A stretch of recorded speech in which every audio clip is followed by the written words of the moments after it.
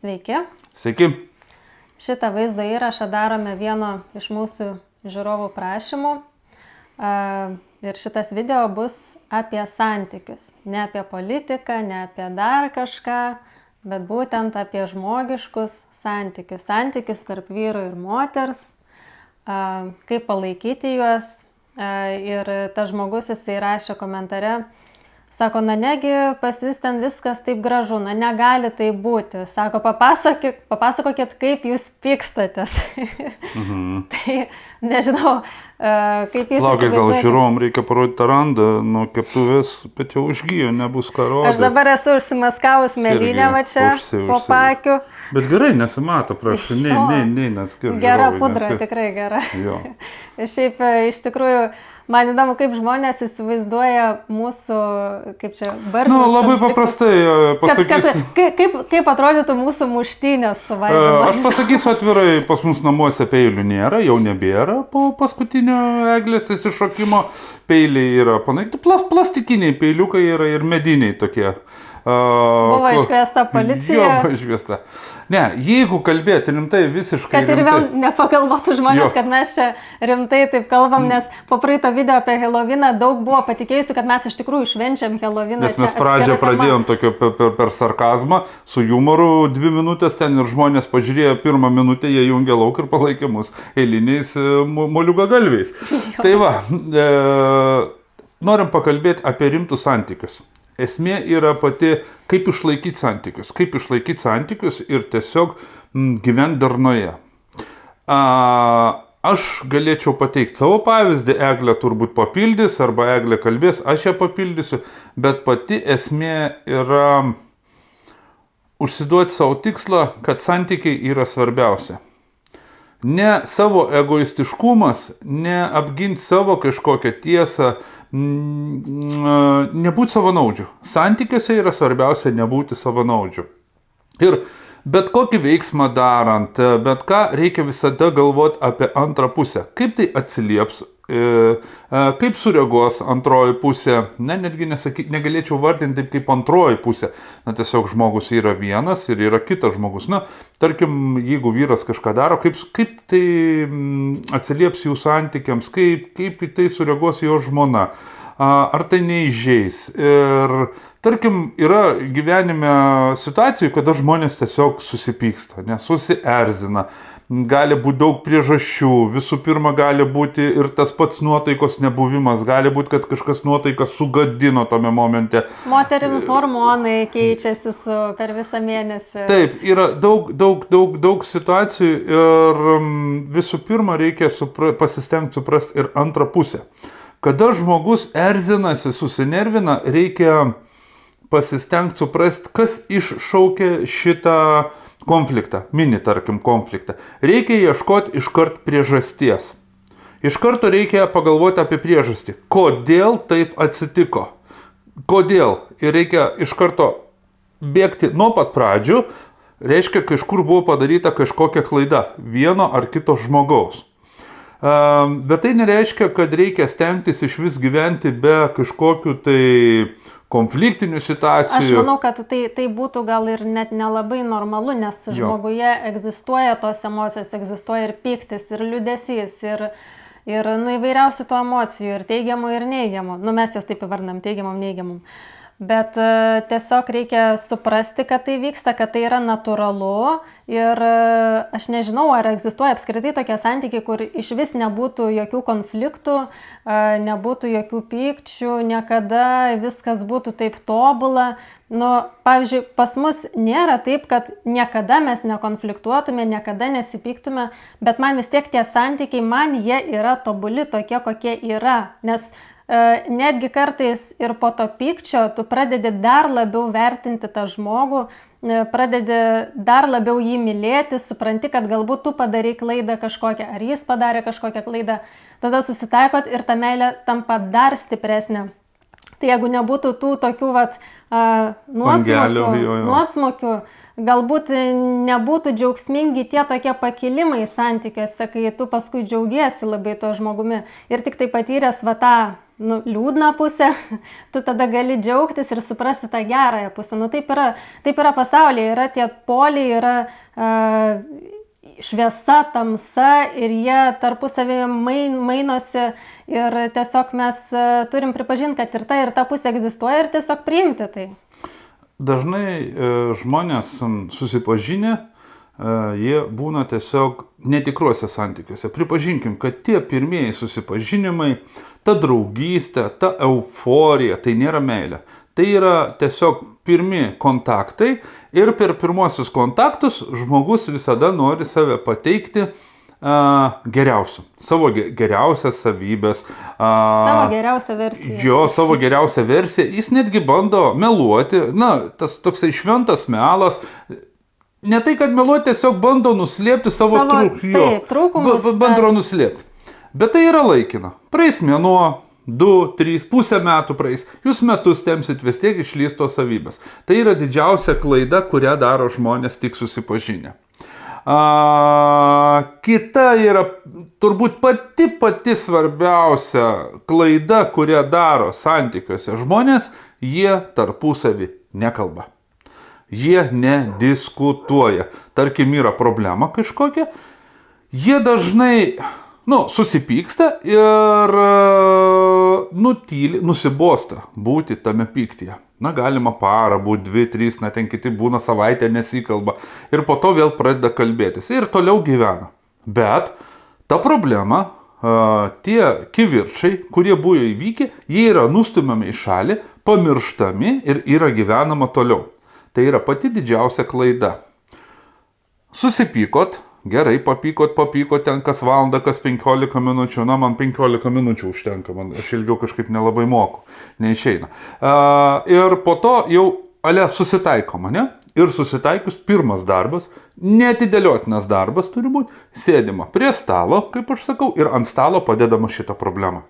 Šitą problemą ir jinai turi būti iškalbėta, išanalizuota, ramiai, tvarkingai, kad prie jos daugiau niekada nebegrįžti. Ir kad ateityje stengtis tokių klaidų nebedaryti. Kodėl? Kodėl verta tai padaryti? Todėl, kad kilus kitam konfliktui, kada jūs susipyksit, jūs pradėsit vienas kitam reikšti vėl pretenzijas ir pabersit tas problemas, kurios velkasi iš paskos neišspręs. O tu tada va ta, o tu tada ta, o tu tada ta, o tu tada ta, o tu tada. Ir viskas. Ir tada yra, kaip sakant, tas problemas jūs kraunat į maišą ir ateina tas momentas, kada tas maišas praplyšta, o ten 180 problemų. Jas išspręs per vieną dieną, per vieną parą, per 2 ar 3 yra neįmanoma.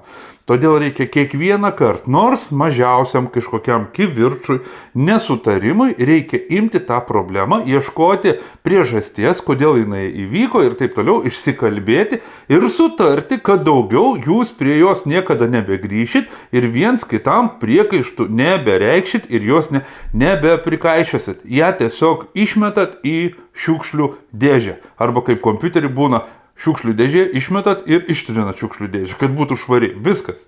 Nebėra. Tai šitoj vietoj, jeigu žmonės sugeba šitaip gyventi, tada galima kuo puikiausiai išsaugoti santykius. Šiandien Eglei pasakiau vieną dalyką. Mes su Egle šiandien klausėmės muzikos. Buvom fone tiesiog pasileidę muziką, galim išduoti, turbūt grupė D-Forest, tokia grupė, buvom ir koncerte čia prieš porą metų Kaune. Tokia gan sena grupė, bet jinai tokia išlaiko autentiškumą, vokalą naudoja.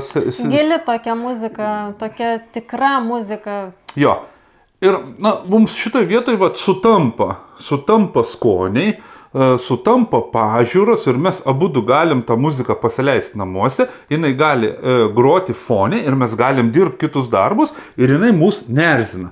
Ir aš šiandien Eglei sakau, kaip tu reaguotum, jeigu aš pasileisčiau kokius žemaitukus arba dar ten kažkokie brolyčiai yra grupės ten, dar kažkokie Liukai, sesytė. Kažkokios, visokios balius ten ar dar, tokio lygio ten, kažką tokio. Eglei sakau, kaip tu reaguotum, jeigu aš klausyčiau tokią muziką ir dar klausydamas ją, taip, sakyčiau, čia pritariu veža. Ir aš taip, Aš žinau, kad Eglei, tokia muzika nepatinka. Ir aš galvoju, Mane tokia muzika tarkim, aš erzina. būčiau va toks ir man patiktų tokia muzika. Sakau, Eglei, ir kaip mums reiktų gyventi? Tai va kaip tau atrodo? Va, tarkim, va yra skirtumai, nes mes čia kalbam apie panašias pasaulėžiūras mūsų. Bet tarkim, yra žmonės su skirtingom pasaulėžiūrom.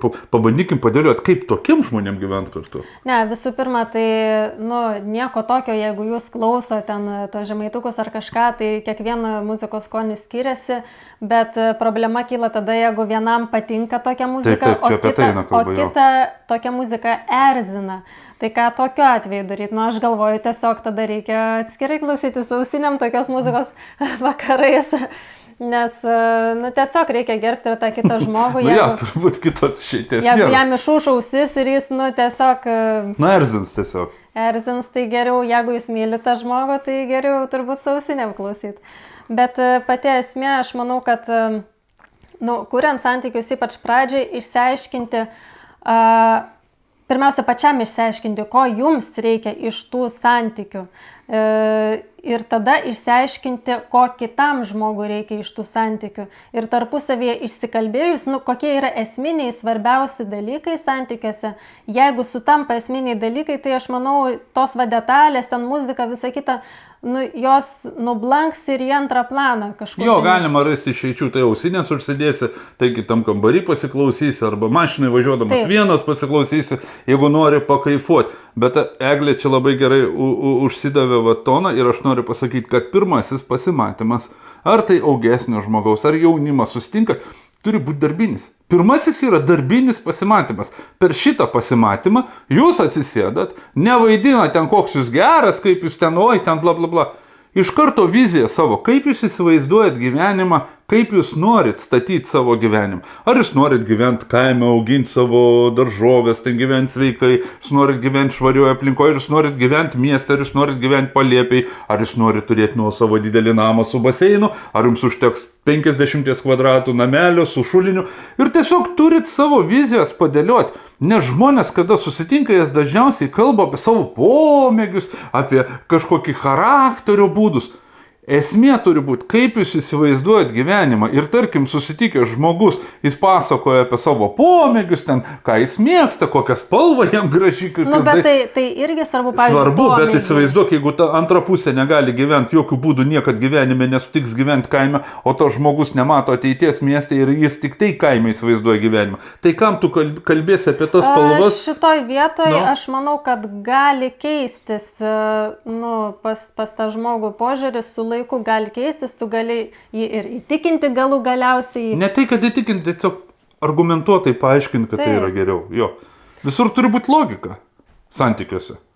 Taip. Bet turi būti ir jausmas kažkoks, aš neatmetu to, kad turi būti jausmas, nes, realiai tada mes galėtume su robotu kažkokiu tai būti, nes jis viską logiškai... Aš galvoju, iš ko susideda tie jausmai, patinka, nepatinka, yra ugnelė, nėra, kibirkštis yra ar nėra, iš ko ta kibirkštis, iš ko susideda, kaip sakant, matau, kad, yra potraukis, patinka.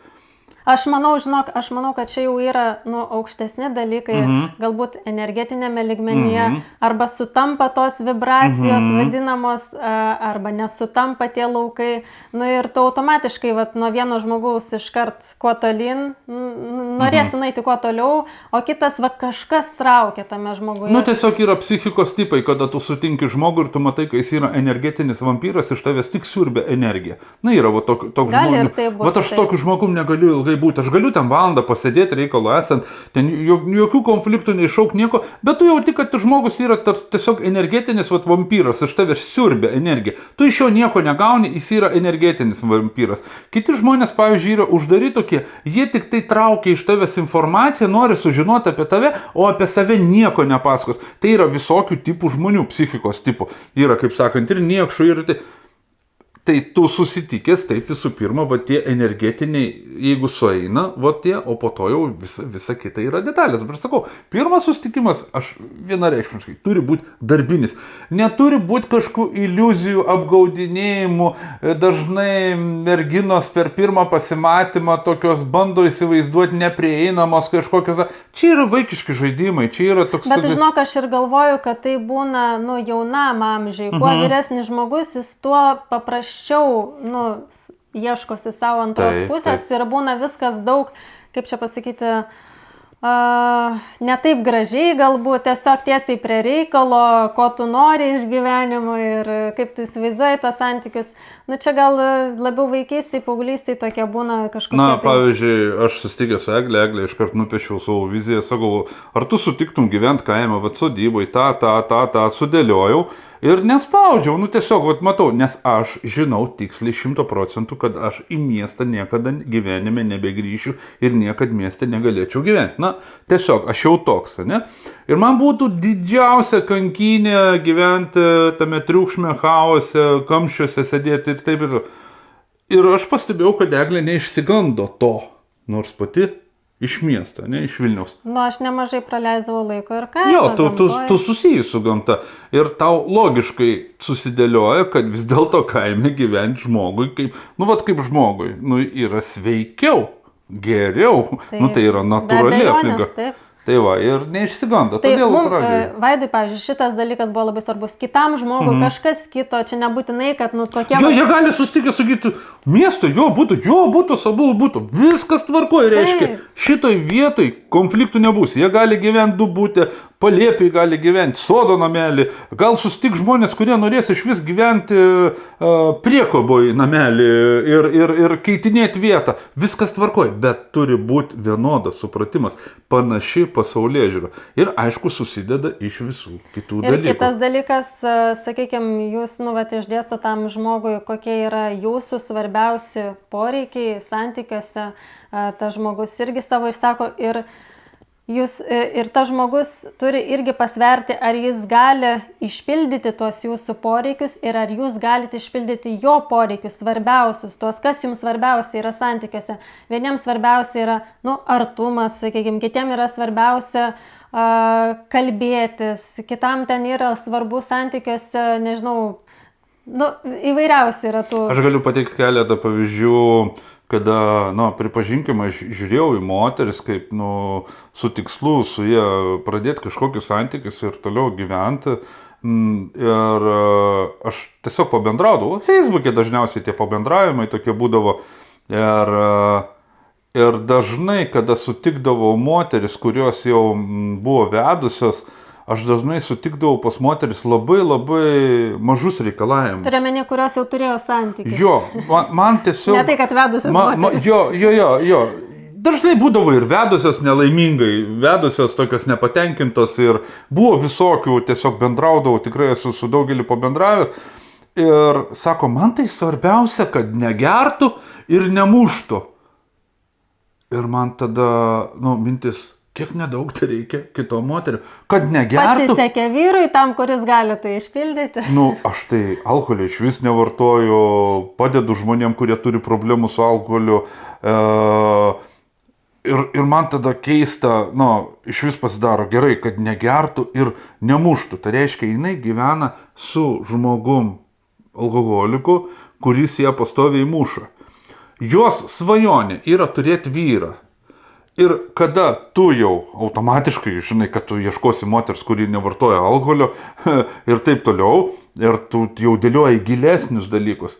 Bet kada tu pabendrauji su šito žmogum ir tu supranti, kad jo gilesni dalykai net nerūpina, per tą tokį skausmingą gyvenimą žmogus yra susikoncentravęs į tai, kad tik sulaukti vyro negirto ir jos neprimuštų parėjęs girtas, jinai nebesidomi visai kitais dalykais.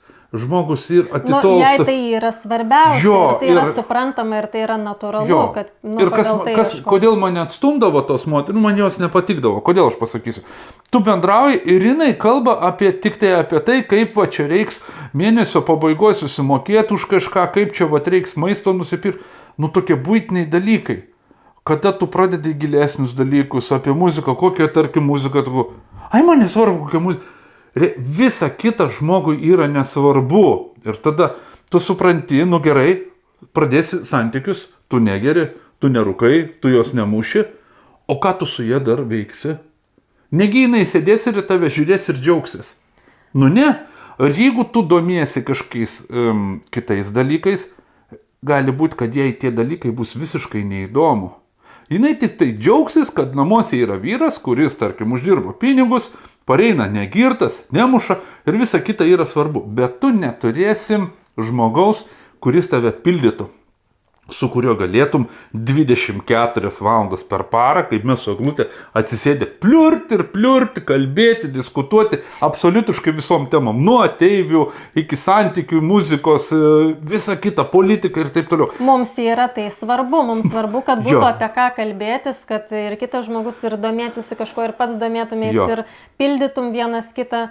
Ir mes iš tikrųjų su Vaidu, kai būna tokie paveiksliukai, kad yra raktas ir yra spina, tai mes abu esam gan sudėtingi raktai ir spinos ir iš tikrųjų, bet vis tiek kažkaip sugebėjom apsišlifuoti ir pasiekti tą tokį, santykių tobulumą netgi, sakyčiau. Nes dažnai būna santykiuose, kada būna tuštuma, atsiranda santykiuose tuštuma. Ir pavyzdžiui, tai moteriai, Vaidai, jei tiktų paprastas vyras, tiesiog kuris eina į darbą, kuris sumoka ten mokesčius, jie pasiskirsto kažkaip. Jie pasiims šašlykų, važiuos prie ežero, pabus prie ežero ir viskas, jai daugiau nereikia. Jinai bus laiminga, jis bus laimingas ir viskas su tuo gerai.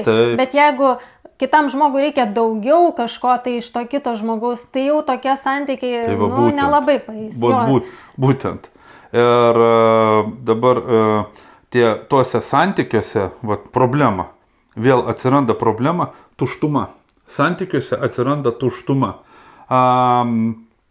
Kada, pavyzdžiui, pasiturinti žmonės, atkreipkite dėmesį, kad jie pradeda pirkti daiktus brangius. Jie perka, jiem neužtenka, jie perka vardinius rūbus, rodo BMW, čia Dolce Gabbana, Armani, laikrodžiai vardiniai. Kodėl? Tai yra tuštumos pildymas. Kada santykiuose yra pinigų, viskas gerai, jau sugeba uždirbti pinigų, bet pas juos yra tuščia viduj. Ir jie tą tuštumą užpildo daiktais. Bet tarkim, jeigu nėra pa žmonės tiek daug pinigų ir atsiranda ta tuštuma, nėra apie ką bendrauti. Tiesiog sėdi namuose ir liūdna. Nėra, sėdi namuose ir nėra ką kalbėti, apie ką kalbėti su antra pusė. Ir dažniausiai atsiranda konfliktai iš nieko, tuščioj vietoj. Jeigu yra tuštuma, tai šitie santykiai automatiškai vėl užprogramuoti. Greičiausiai vyras eis pas kitą moterį, nes jeigu jam liūdna su ta moterim, gali būti, kad ta moteris susiras ir kitą vyrą. Ir jie viens kito nepapildo. Nebėra ugnelės tos, nebėra to variklio, jisai pristojęs. Ir dažniausiai, kodėl yra tie ištvirkavimai, kada vyras eina pas kitą moterį arba moteris su kitais vyrais, nes aš kaip sakau, jeigu vyrai, dažnai sakoma, visi vyrai kiaulės, nes vyrai vaikšto pas moteris. Viskas tvarkoja. Aš sutinku su šito pasakymu, kad visi vyrai kiaulės, visi niekšai, išdavikai eina pas kitas moteris. Bet tada klausimas, iš kur jie tada gauna tas moteris? Jeigu jie tiek daug moterų randa ir jos visos sutinka su tom kiaulėm būti ir išduoti, tai reiškia moteris irgi tokios pat. Tai taip sakyti negalima. Čia kvaila yra. Kvaili pasakymai, kad visi vyrai kiaulės, o ten visos moteris kažko žodžiu. Tai jeigu vyrai eina pas, tai iš kur jie gauna tų moterių? Jeigu vienas vyras aptarnauja 3-4, tai palaukite. Žinok, aš pastebėjau, yra ne vienas žmogus, kuris yra tiesiog po kažkokių nepavykusių santykių, apskritai, taip sakant, deda baną, ten jeigu vyras visom moterim, visos moteris blogos, o jeigu moteris, tai visi vyrai blogi ir aš niekada nebekursiu santykių, tai yra, aš manau, labai kvaila, taip, nes, jūs, užlipot ant grėblio, galbūt porą kartų užlipot ant grėblio, gavot į galvą ir galvojat, kad, viskas, jau gyvenimas toks yra ir nėra nei tų gerų moterų, nei tų gerų vyrų. Yra jų, tiesiog reikia nepasiduoti ir tikrai ir ieškoti, ir... O aš pasakysiu griežčiau, reikėtų patiems dažnai atsistoti prieš veidrodį ir pažiūrėti į save. Į save sąžiningai. Paimti sąžiningai ir pažiūrėti į save. Atsistoti prieš veidrodį ir paklausti, o kažin, ar aš pats esu geras? Kodėl aš... Nes dažniausiai žmonės ieško iš kito žmogaus. Čia yra savanaudiški santykiai, kada tu nori iš kito žmogaus gauti, visko gauti iš kito žmogaus. Turi būti abipusė simbiozė vadinama, ryšys tarpusavio. Tu kažką kitam žmogui duodi, kitas žmogus tau atgal. Turi būti tokia harmonija, nes jeigu tik tai vienas duoda viską kitam, o kitas nieko nedaro, tai irgi yra nesąmonė. Jūs būsit išsunktas ir nieko negausit atgal, jūs irgi turit pasipildyti. Kartais reikia ir apie save pagalvoti, nes yra ir moterų, ir vyrų, kurie viską dėl savo antros pusės gali padaryti, bet jie skriaudžia save, jie nieko už tai negauna. Na, nebent jie džiaugiasi, jie galbūt pasitenkina tuo, galbūt jiems tai sukelia laimę, kitam vien duoti, na tada viskas gerai, bet jeigu jūs jaučiate santykiuose išsunktas, nebeturit nei jėgų, nei energijos, viską atidavėt ir vis tiek tas žmogus nerodo jums ten to reikiamo dėmesio kažkokio, tai vadinasi kažkas yra ne taip, vadinasi tas žmogus dėl jūsų nesistengia, jam jūs esat neįdomus ir jisai tiesiog jumis naudojasi ir viskas. Aš, pavyzdžiui, žiūrovam tie, kurie tiek ilgai žiūrėjo mūsų pokalbį, išduosiu vieną paslaptį. Man, pavyzdžiui, patinka, kada mes kartais susipykstam su Egle, arba man labiau patinka, kai Eglė būna iš tikro kalta ir papyksta ant manęs.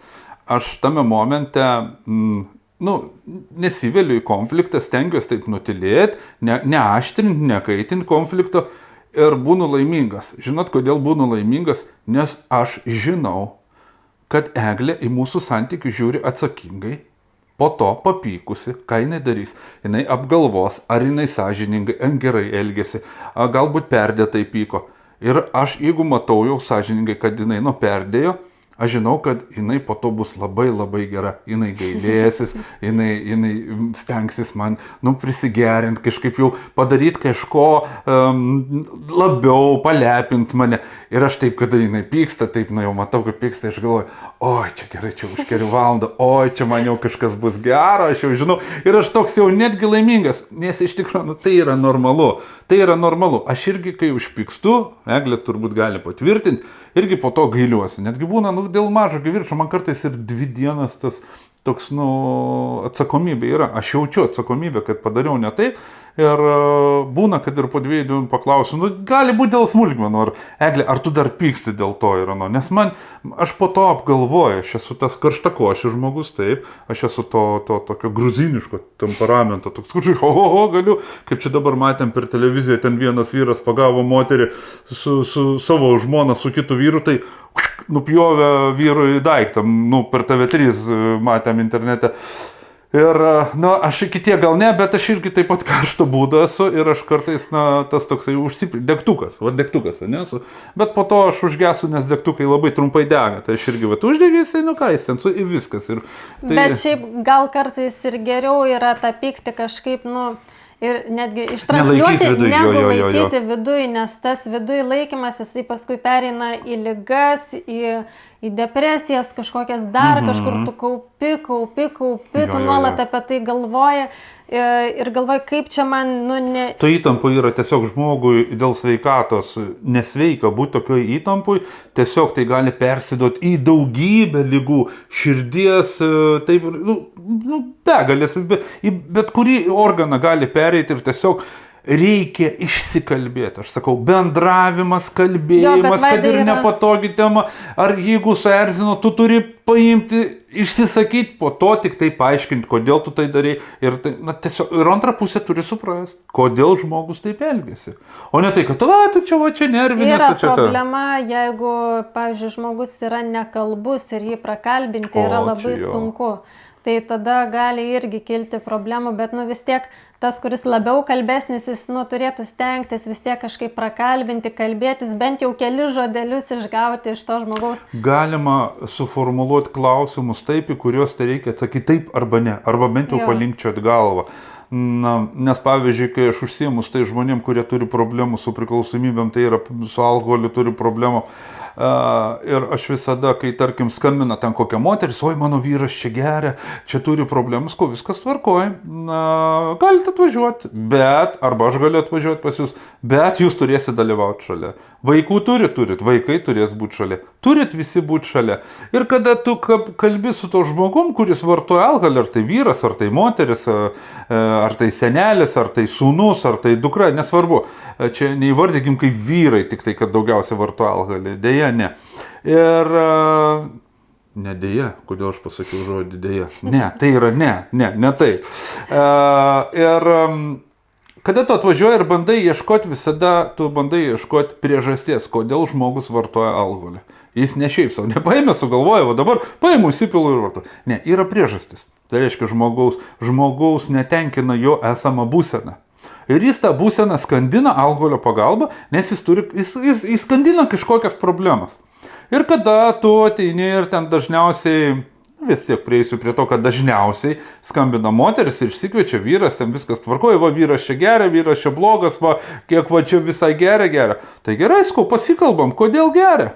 Ir būna taip, kad mes pasiliekam su vyru vienu ant vieno, išeina ten moteris ar su vaikais yra kažkur pabūdino, tiesiog pasikalbam. Ir reikia, tai yra sunkiausia, kada reikia, jeigu yra nekalbus žmogus, o kaip sakai, reikia rasti būdą išpešti tą priežastį, sužinoti. Ir dažniausia priežastis būna moteris. Santykiai. Tai lytiniai santykiai, antra būna darbe, ten spaudimas ir visa kita.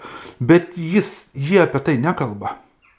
Jie apie tai nediskutuoja. Apsimeta gal, kad to nėra, tas problemas. Jo, apsimeta, kad nėra, nekalba, jiem gėda kitiem kalbėti. Ypač vyram, ypač. Šiek tiek didesnė būna paikybė. Vyrai bijo parodyti savo jautrumą. Kad jie gali jautriai atsisėsti ir nuoširdžiai pakalbėti su moterim. Nes yra įskiepyta pas daugelis, čia vyras, aš čia stiprus, aš čia ko. Ir tas alkoholio vartojimas yra kaip vos nevyriškumo demonstravimas, ypač alaus. Koks tu per vyrusai to alaus negeria. O jeigu žiūrėtai į tie, kurie geria alų, tai visi hormonai moteriški ten pradeda atsirasti ir krūtinės ir taip, tai čia nesvarbu. O tos moteris, kurios vartoja alų ir plaukotumas ir taip. Bet čia yra atskirus temas. Esmė tai, kad tu pradedi kalbėti ir tu tempi ir tu sužinai priežastį. Ir tada atgal moterėlė čia ir tada klausia, ar jūs tikrai mylite šitą vyrą? Taip, myliu šitą vyrą. Jūs tikrai norite jam padėti? Taip, viskas tvarkojas, kol žmogus turi silpnybę. Jis negali atsispirti prieš alkoholį ir sakau, nuo šiandien dienos pas jūs namuose nebegalės būti balių su alkoholiu, visokių švenčių, krikštynų, ten taip ir taip. Turėsit išmokti be alkoholio. Ir oi čia kaip čia to? Na tai va sakau. Jūs ką tik pasakėt, kad mylit ir dar aišku paklausau, ar jūs viską padarysit dėl vyro? Taip, viską. Ir kada reikia paprasčiausia alkoholį atsisakyti tiesiog ant stalo, nebūtų smegenų tirpiklio, idiotiško pavyzdžio nedemonstruotų vaikam, gerdami sveikatą, sakyti ten besisveikatindami užmiega prie stalo. Ir tu... Besisveikatindami paskui greitąją reikia kviesti. Jo. Besisveikatindami. Ir tu tada pamatai, ar iš tikro ta moteris myli tą vyrą. Tu pamatai vieną momentą, jeigu moteris myli, jinai išaiškini logiškai, tai yra ne 5 minučių pokalbis, išaiškini, sudėlioji kas, kur, ką, ir tada sako, pabandom. Ir tada, kaip sakant, po savaitės, po 2, tu jau skambini tam vargšui alkoholikui, kaltininkui, kabutėse, ir klausi, ar žmona gerai atlieka namų darbus, ar nesiveda kokių draugių, ar neatvažiuoja kokie tėvai, ar kaimynai ten negirinėja šampanų tavo akivaizdui. Ir tas vyras įsigauna tokį, jisai tampa. Aš vėl paėmiau pavyzdį kaip vyrą, bet sakau, yra ir būna ir moteris, ir vaikai, ypač jaunimas dabar, kad tėvai nesusvarba. Tai yra sunkiau. Jaunimas, 15-16 metų geria, vartoja narkotikus. Bet šiais laikais jau man atrodo, alkoholis jau mažesnė problema atsiranda, kitų problemų. Tai va, ir vėl čia yra santykiai, kada nesikalbama. Jeigu žmonės kalbėtųsi, jeigu vyrai parėję iš darbo, jie nuoširdžiai papasakotų, kas blogai darbe, arba jeigu jis mato, kad su žmona yra santykiai ir kažko jam trūksta, jis tiesiog ramiai atsisės, bet nekaltinti žmonos. Tiesiog paimti ir pakalbėti, kad pas mus santykiuose, aš norėčiau, kad būtų jie taip, tokie ar kitokie, tiesiog pabandyti, neiššaukti konfliktinės situacijas, prieš tai perspėti moterį, kad prašau, nesupyk, pasistengk mane suprast, aš tiesiog apie tai galvoju ir aš nenoriu nešioti viduje. Jo, kad nereiktų eiti pas kažkokius psichologus, ten mokėti pinigus ir svetimiem žmonėm pasakoti savo problemas, kas šiandien yra labai populiaru didmiesčiuose ir tai yra, tai yra iškrypimas iš tikrųjų. Kraštutinė priemonė, kai nebepadeda. Kai jau nebepatempia, nebėra su ko kalbėti. Va čia vėl, nėra su ko pasikalbėti, tu eini, moki pinigus ir svetimam žmogui pasakoji savo problemas. Bet jeigu tai padeda, tada galima ir viskas tvarkoja, taip, aišku, išgelbė ir nuo tų savižudybių ir taip toliau.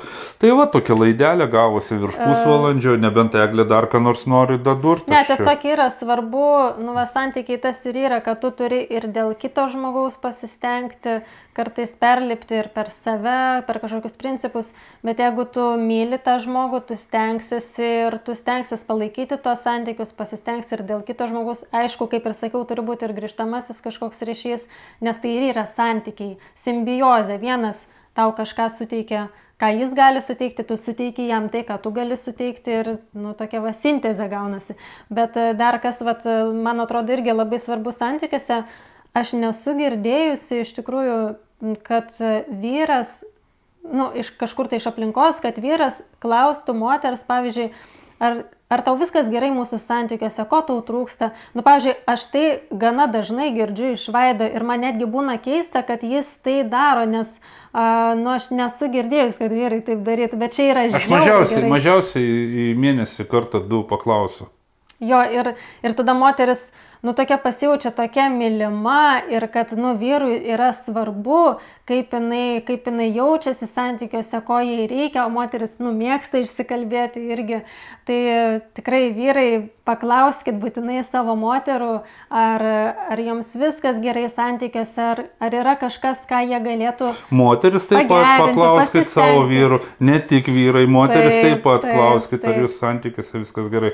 Ir galiausiai, kas įvyks, jeigu viską tai sudėliosit, jeigu jūs viską darysit taip, kaip mes liepiam jums, kaip mes jumis sakėm, žinot, ką jūs pasigaminsit? Siūlom tiesiog. Jo, ką mes siūlom, šitą receptą, jeigu jūs panaudosit, jūs pasigaminsit vieną labai gerą produktą.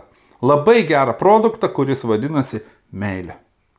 Būtent santykiuose, diskusijose, kalbėjimuose, vieno kito supratingume pasistengti suprasti ir iš to gaminasi meilė. Pradžiai, kai trumpo galiojimo, bet stenkime ilgalaikę, subrandinta, ilgalaikė tokia gera meilė.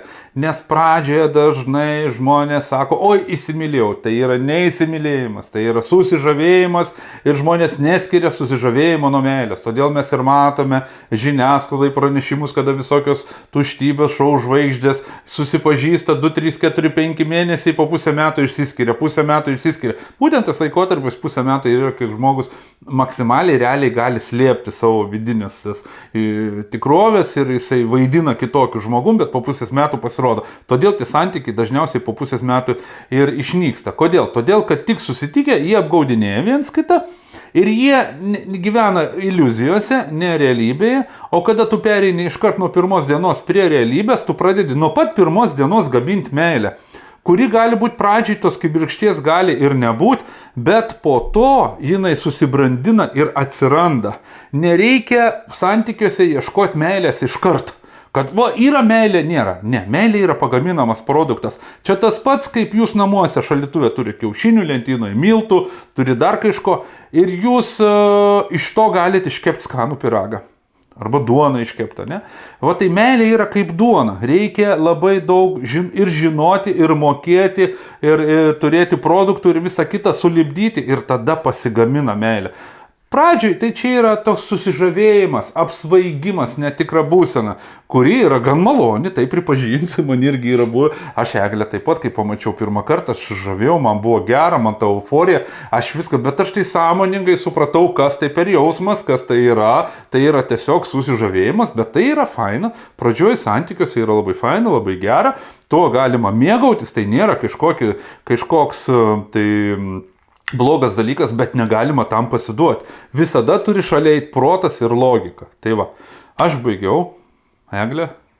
Nu, aš irgi manau, kad šiam kartui gal tiek, jeigu norit, kad... Čia tokia akademinė valandėlė, vos negausiu mūsų paskaitėlė, pasidalinimas iš savo patirties, aš irgi turiu daug patirties gyvenime. Pavyzdžiui, nu, tiesiog, va, ką mes dalinamės, bent jau aš, tai tikrai, nu, aš nežiūrėjau nei jokių kažkokių ten tų vadinamų podcastų, ten apie santykius, neskaičiau knygų, kažkokių, nu, va, grinai iš to, ką aš mačiau aplinkoje savo, galbūt kitų žmonių santykiuose ir į savo pačios, nu, tai ir iš to ir ateina patirtis. Tai va, mėly ir nebijokite, jeigu nepasisekė kažkokie santykiai, nebijokit pabandyti iš naujo. Ir visą laiką ir save tobulinkit, stenkitės žiūrėti, kur jūsų yra kažkokios silpnesnės vietos, pabandykite jas pastiprinti, galbūt jeigu kliuvo praeituose santykiuose tie dalykai. Nu ir tiesiog reikia stengtis, tobulėti ir pačiam ir tada aš manau, kad susieis ir su kitu geresniu žmogumi, tada susieis irgi tos vibracijos vadinimas. Jo, ir dar dabar atsiminiau, mes už kelių dienų važiuosim pas vieną žmogų, pakvietė į svečius, parašė žinutę, pas kurį aš lankiausi svečiuose, padėjo iškvietimą. Su problemom, aišku, nesakysi nei vardo, nei pavardės. Ir tiesiog žmogus jaučiasi toksai, nu, laimingas, jam viskas gerai, jam padėjo mano žinios, mano informacija, mano, kaip sakant, turima patirtis. Ir tai yra pats geriausias dalykas, grįžtamasis tas ryšys ir kada tu nuvažiuosi pas žmogų į jo šeimą, ne pas vieną, kur santykiai yra geri, nuostabus ir tai yra labai gera. Jeigu turit problemų ir nesusitvarkot vieni patys, na, kiek aš turiu laiko, galit kreiptis į mane. Jeigu aš turėsiu laiko, tikrai, man santykiai yra svarbu. Man yra svarbu padėti geriems žmonėms, man yra svarbu padėti žmonėms ypač su panašia pasaulėžiūra, kuriem rūpi Lietuva, kuriem rūpi Lietuvos ateitis, kaip Lietuva atrodys po 10, po 20, po 100 metų. Ir ypač jeigu žmonės turi kažkokių problemų su alkoholio vartojimu, drąsiai galit kreiptis į jį. Nepažadu, kad visiems padėsiu, kad turėsiu laiko lakstyti, tarkim, žmogus iš Vilniaus ar iš Trakų ar dar kažkur. Na tiesiog tai yra laikas ir važiavimai ir taip toliau. Bet jeigu turėsiu laiko, tikrai tokiem žmonėm padėsiu. Ir jeigu turit kažkokių problemų, galit man rašyti asmeniškai į Messengerį, į elektroninį, pilna tų kontaktų yra, tikrai kas nori gali rasti. O šiam kartui sakysim, ačiū, kad žiūrėjot, ačiū, kad esat, ačiū, kad prenumeruojat kanalą. Jeigu pasidalinsit su kitais mūsų vaizdo įrašų, dar bus geriau.